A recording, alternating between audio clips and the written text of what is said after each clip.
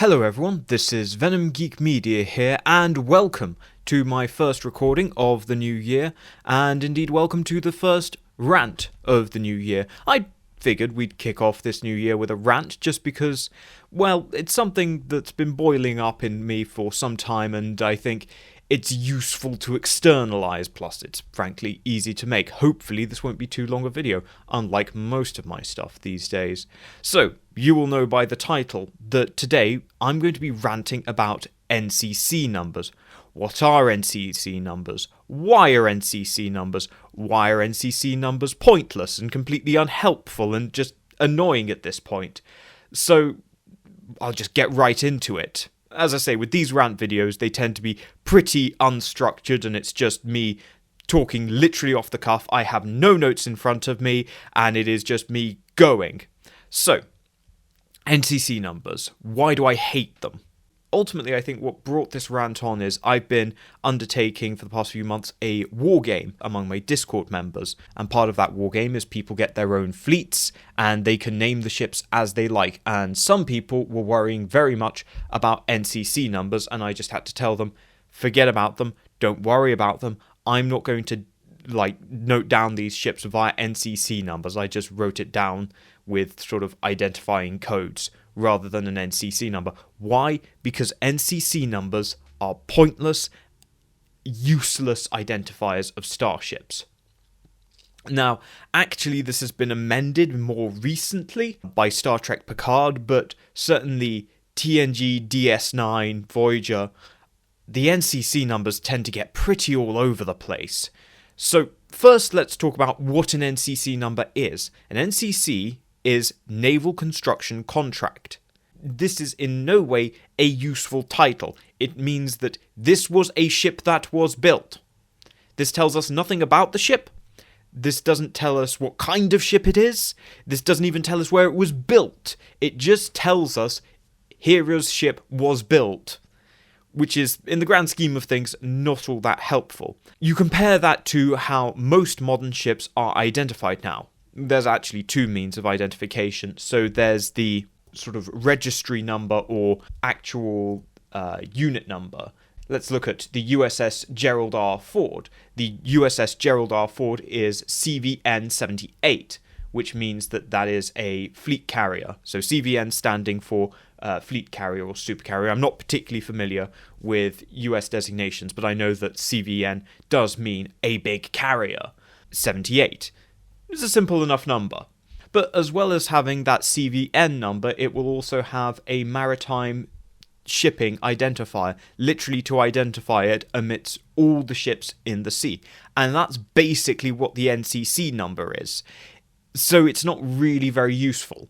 Everyone could call their ship NCC. I mean, that's just like the Romulans could register their ships as NCC, and the Klingons could call their ships by NCC, and we'd all have NCCs, because, yes, all these ships are built for navies under contract, probably. But as I say, it's not a particularly useful designator. It tells us nothing about the ship and the class. So that's my first problem, is that NCC in and of itself is just not a good identifier. We should have some other form of identifier to distinguish between different types of starships, which starships are auxiliary ships. In the Royal Navy, a auxiliary ship is known as an RFA, and in fact it has a different designator, so instead of being HMS, it tends to be RFA. So as I say, NCC doesn't really tell us a whole lot about individual ships. It's just this universal number that applies to all of Starfleet. It doesn't distinguish between classes of ships, which are the frontline ships, which are the auxiliary ships, which are civilian contractors, all that kind of thing. Doesn't tell us anything about that. So then we actually come to the actual numbers themselves. And originally, in the original series, not too bad, because it's a 4-digit number, which is perfectly memorizable. Humans are pretty good at memorizing 4-digit numbers. When it comes to a 6-digit number, Lord help you. That's just very difficult, and most NCC numbers in the 24th century are sitting around 5 digits. Now, I have no idea what this means for the implications of Starship construction. I'm not going to do the maths on that. That falls to other people who are much better at maths than I am. What I am going to do is point out that there is some discrepancies between the different numbers. So, for example, you have Nebula class ships, and some of them have NCC numbers which begin with their 5-digit, and they begin with 6. And then there's sometimes some substantial difference within those categories. So there's 62, 60, 61, 66, which suggests a very dispersed construction. And then there's a whole nother set of Nebula class ships that have 7071 prefixes and then the final 3 digits. Again, what those final 3 digits even mean is debatable. Going back to the original series, where of course we only ever see the Enterprise and other Constitution class starships, it's relatively okay because they're all 17 something, and it's like, okay, well, they're all part of the same class, so they're all going to have 17 something. However, there is an interesting question, which is this actually, rather than a serial number, which would suggest that the Enterprise is the 1701st starship ever built, which to me, like I say, I don't like the idea of a sequential number because that just tells you absolutely nothing about the ship. If we want these NCC numbers to mean anything, then the numbers have to be some kind of code. So, for example, with NCC 1701, what we could say is that the 1, the prefix number, is a designation of rating. Now, this will fall apart further down the line we go, but initially, in the original series, you could say that, well, it's a first-rate ship, it's top-rate, and then you would have the first-rate class number 7, and then you have the unit number at the end. Alternatively, it could just be class number 17, so all constitutions are 17, and then the second numbers are your serial number, effectively, your serial identifier, which means that the first ship of the class can be 00. Which is quite good. That works better when we get to Excelsior, because of course Excelsior is most certainly a first-rate ship when it is constructed, and yet its prefix would be 2, indicating a second-rate, and it doesn't, and also that whole system wouldn't apply very well retroactively, the prefix, the rating prefix followed by the class number. So I think ultimately just having the first 2 digits be the class number and the second set of digits being the unit number is more helpful. Of course, that then implies that prior to Excelsior, only 20 other classes ever existed. That might stack up, that might not stack up, depending on how you do it. But that is a better way of at least making sense of it. But yeah, essentially you get to this problem of you can get away with these serial numbers when you're working in 4-digit numbers. But when we get up to these 5-digit NCC numbers that we see in the 24th century, they're simply massive. There's often large gaps between numbers. Now, a lot of this is coming from later shows like Star Trek Picard, and I will give the people in Star Trek Picard a little bit of credit. Don't worry, not that much, in that they actually went to the trouble of making sure that everyone's NCC numbers kind of lined up. They kind of follow a system. If we look at the Sovereign class, all the Sovereign class ships of canon that we know of for sure were all either 7.5 or 7.4s, which means that we can actually probably guess what run they were.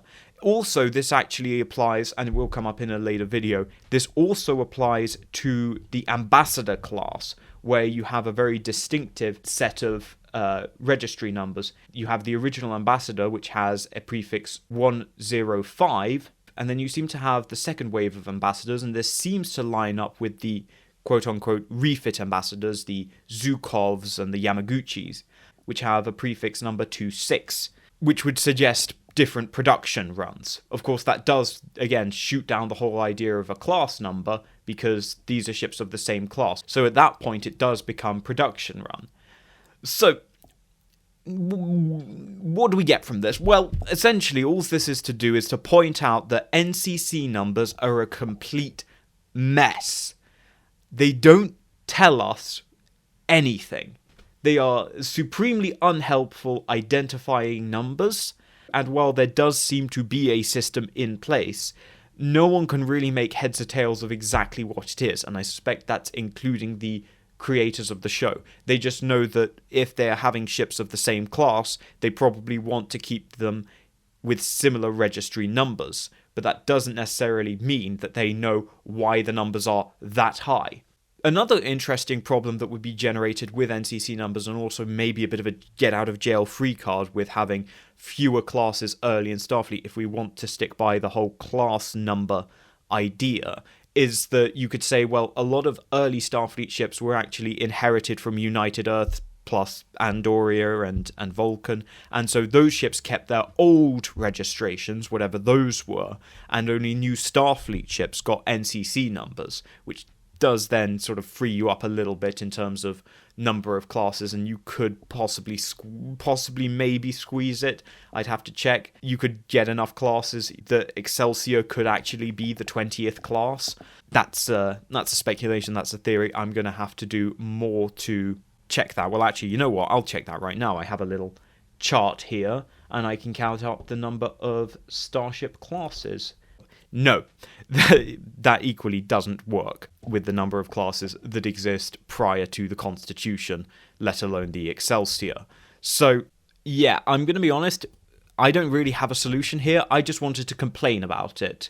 This is Venom Complains, and I've done my share of complaining now.